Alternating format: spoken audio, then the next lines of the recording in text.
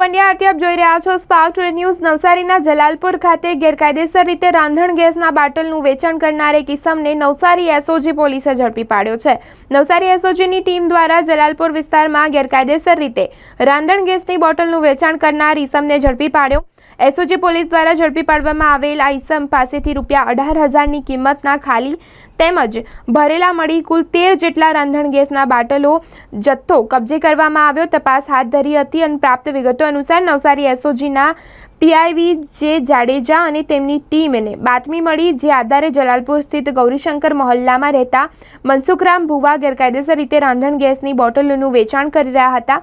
જે બાતમી આધારે PI V J Jadeja, PSI DM Rathod, PSI PY Chitte, police constable Raju Bachu અને ધીરજ રતાનાની ટીમ બનાવી રેડ કરતા પોલીસને ગેરકાયદેસર રીતે વેચાણ કરવા માટે રાખવામાં આવેલ ₹18,000ની કિંમતના 13 જેટલા રાંધણ ગેસના બોટલનો જથ્થો મળી આવ્યો, જેના આધારે પોલીસે આરોપી મનસુખ ભુવાની ધરપકડ કરી કાયદેસરની કાર્યવાહી કરી છે।